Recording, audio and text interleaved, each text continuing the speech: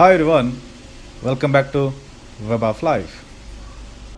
Many of us, especially those who live nearby nature surroundings, might have tried leaf tattoos.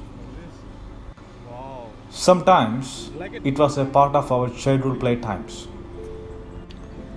to pluck particular leaves and gently press it on our arms or dress. Then the natural white powder transferred perfectly from the surface of the leaves might given a nice little temporary tattoo for the day. We haven't bothered about the science behind this. Later on, I came to know that those plants are a kind of ferns.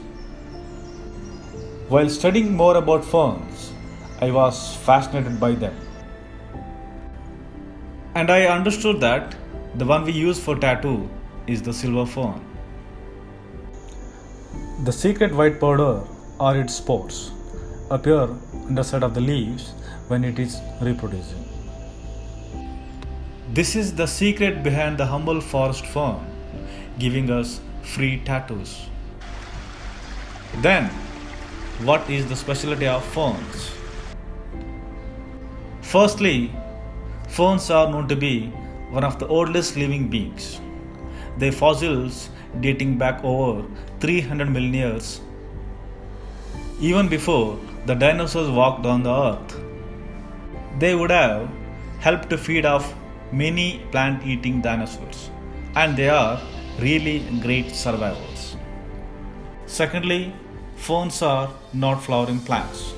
Unlike most plants, they produce snow flowers, fruits, or seeds to reproduce. Like most other plants, they have roots, stems, and leaves.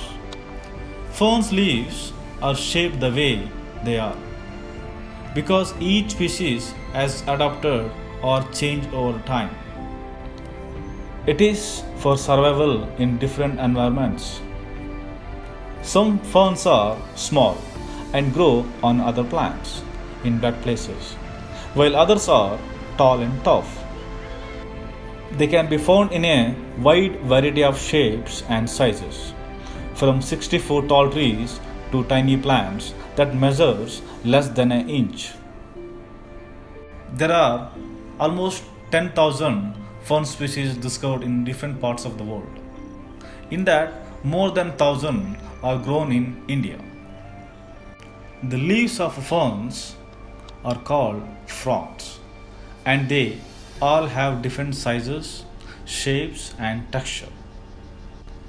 There are the tiny soft fronds of maidenhair ferns.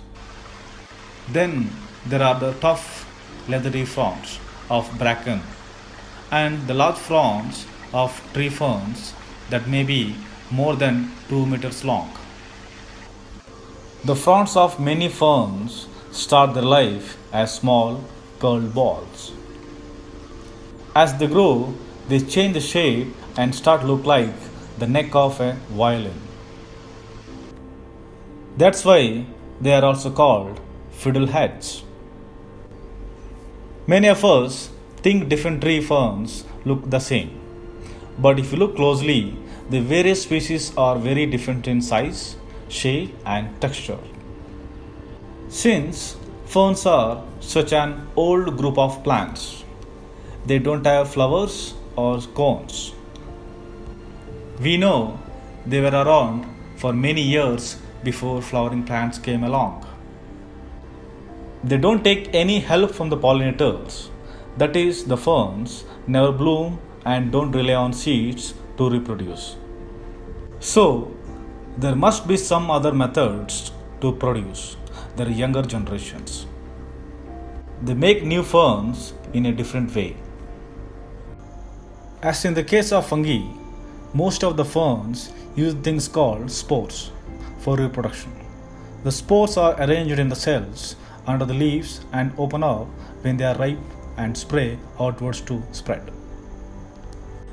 They can travel long distances by wind, water, or by getting lift from passing animals. They will be taken to appropriate areas in which they can germinate and form new plants. During some seasons, if you look under the fronds, you can see the spores. It is the same thing we have seen in the case of our tattoo ferns. We have seen many different species of ferns are in the world and more yet to be discovered. And each fern species is important with its own specialties. In that, some species are even more special. They are known as walking ferns. The name walking fern was derived from the way ferns spread or reproduce. In the case of these ferns, the new plantlets grow wherever the arching leaves of the parent plant touches the ground. This creates a walking effect. Their leaves are evergreen, undivided and slightly leathery.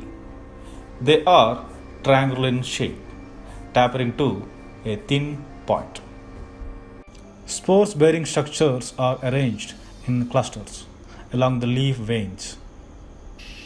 Walking ferns are hard plants and grow in mostly shaded areas of tropical rainforests. They grow on the ground or on the decaying trunks of fallen trees. The walking ferns are easily identified because they have simple, long and thin leaves. The tip of the leaf will root and a new plant will start growing. That is, when long extended leaf tip touches the soil, a new plantlet can form at the tip, produce roots and become a new plant. Later, the new plant can grow its own long leaf, which touches the ground and sprouts another plantlet.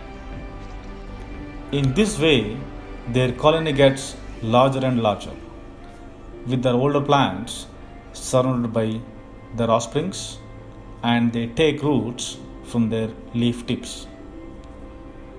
This type of reproduction helps the ferns to walk and they become walking ferns. We will see more topics in the coming vlogs. Thank you all.